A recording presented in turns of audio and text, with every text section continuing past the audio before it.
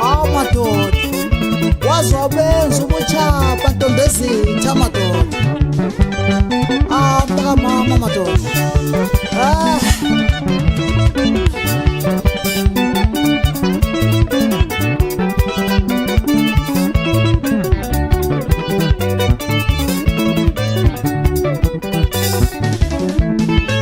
Ntombezitha wayilahla ngokuthathwa ligugu lomendo mntaka mama. Uyele ekhaya uyobamba umthetho kababa njalo wena. Ntombezitha wayilahla ngokuthathwa ligugu lomendo mntaka mama. Uyele ekhaya uyobamba umthetho kababa njalo wena.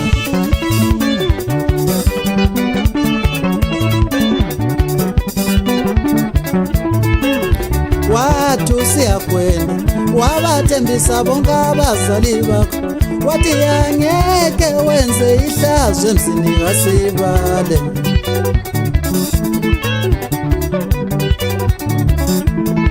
Ngoba wathi usiyakwenda wabathembisa bonke abazali bakho, wathi angeke wenze ihlazo emzini kaSibale.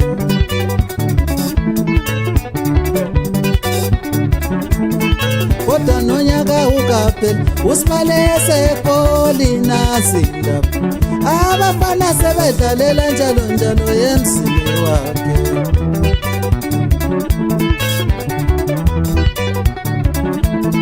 Kodwa unyaka ukaphela uSibale esekolinazi, abafana sebedlalela njalo njalo emzini wakhe. Ubuchapha obungaka umfazi womuntu madoda.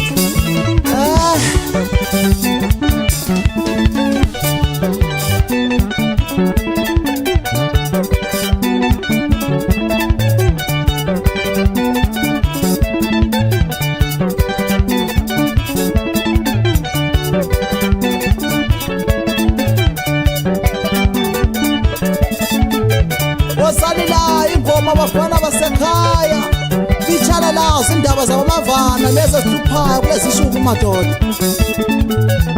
Abafana sebeqalile izindaba amadoda ezingalunganga zokunikeza imisebenzi abafana bezimbuzi. Abafana bezimbuzi bafunana emabedroom ethu madoda. Uthola umfana wembuzi omqhashela ukuthi azokugcinela izifuyo lana ekhaya, esesazi ukuthi ebedroom yakho kunani, iwardrobe yakho inempahla ezinjani madoda. Imithetho enjalo bayithatha kuphi labafazi banamhlanje madoda? Esikubonayo kulezi shuku madoda.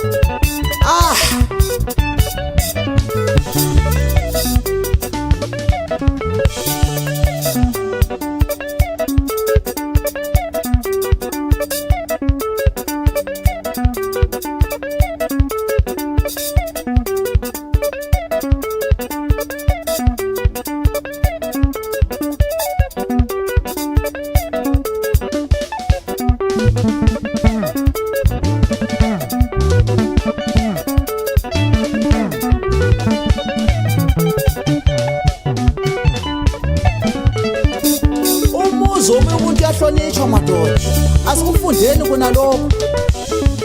Noma ngabe indoda ikuthanda kangakanani, ubumfazi kufanele uzibambe, uzibuthe, uyicabangele indoda yakho noma ingekho madoda ikude.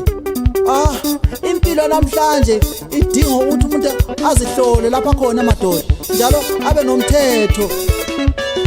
Madoda.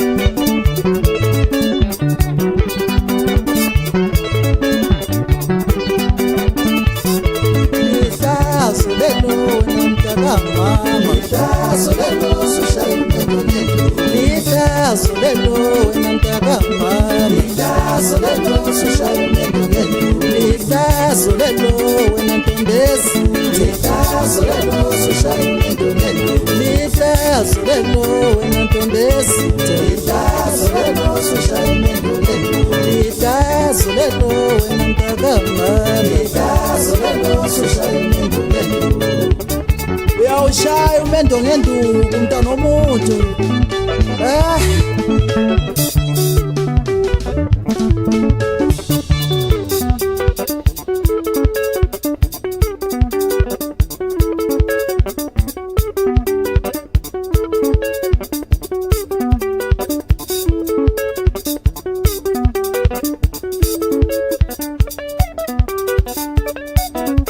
Bazokuthina abakwabo kwendoda uma bengezwe ukuthi wena usizithwele. Kube kathi indoda yakho segoli khona le madoda. Awulibona ukuthi lihlazo elikhulu kangaka. Madoda.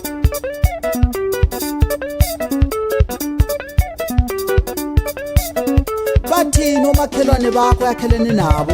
Bathini omakhelwane bangekhaya uma lisizwa lezi ndaba ezinje madoda?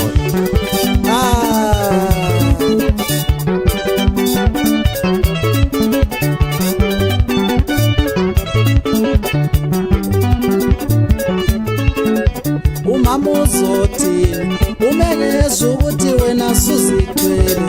Engekho umfanyana wakhe emzini wakhe. Ubaba uzothini uma engezwe ukuthi wena usuzithwele?